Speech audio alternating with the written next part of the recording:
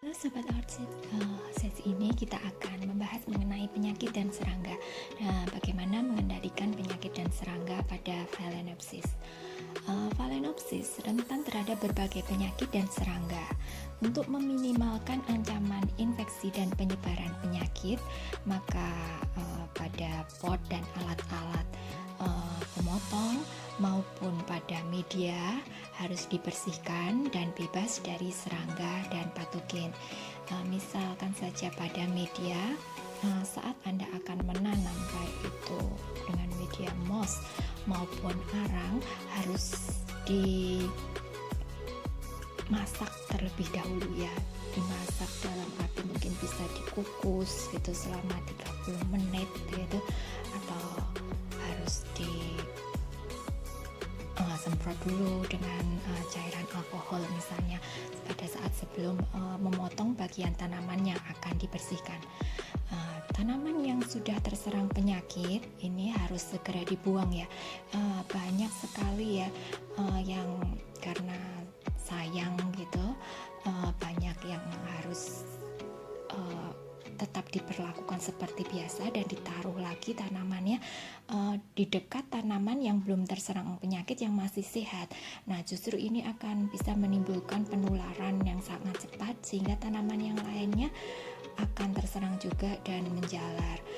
Sedangkan untuk jika kita melakukan pembiakan anggrek secara massal, hal ini tidak efektif jika harus tetap menyimpan tanaman yang sudah terserang penyakit karena akan cepat menular dan justru menimbulkan banyak kerugian. Lebih baik jika satu tanaman kita buang atau berikan saja kepada orang lain jika ada orang yang mau, kemudian daripada kita harus menampungnya ke dalam greenhouse kita di dekat tanamannya sehat, tapi justru akan menular ke yang lainnya, akan menimbulkan kerugian yang amat banyak.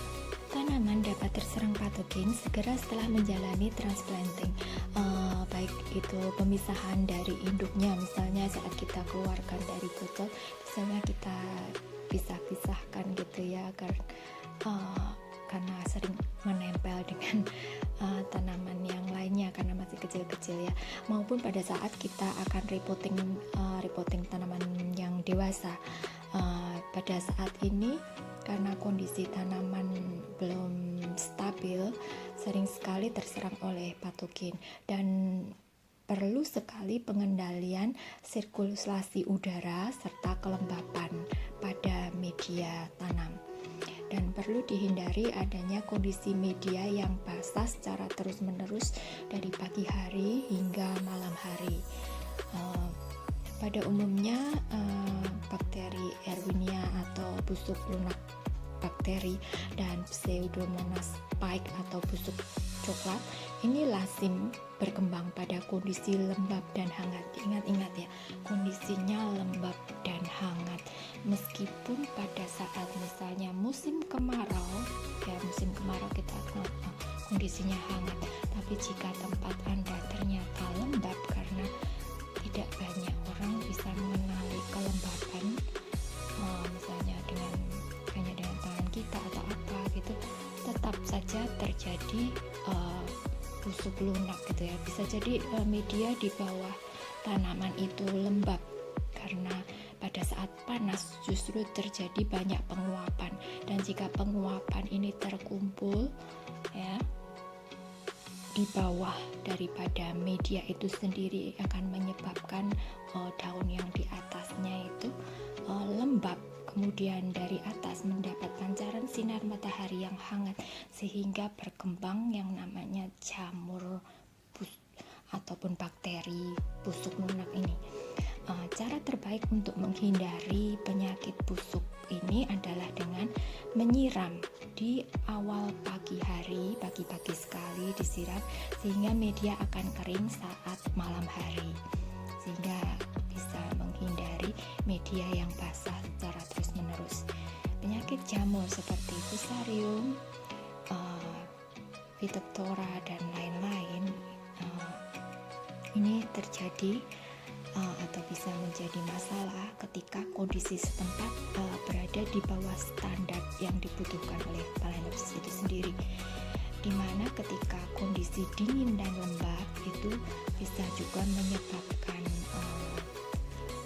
jamur ya, seperti Botrytis petal blight yang disebabkan oleh jamur Botrytis cinerea.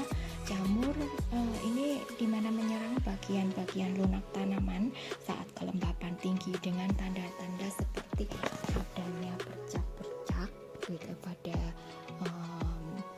petal maupun sepal, kemudian pudarnya warna ya. Kemudian yang terakhir akan menyerang pada kelopak mulai menggulung atau melipat gitu ya, seperti tertekuk-tekuk. Itu karena adanya kelembapan yang tinggi ya, juga kondisinya dingin. Sedangkan serangga dan kutu juga menjadi masalah utama bagi tanaman, terutama pada saat musim kemarau. Dimana untuk mengendalikan serangga dan kutu ini pada Phalaenopsis dapat diatasi dengan penyemprotan insektisida dan pestisida. Nah, untuk menangani hal ini, kita untuk sesi berikutnya akan kita bahas mengenai insektisida dan pestisida yang cocok maupun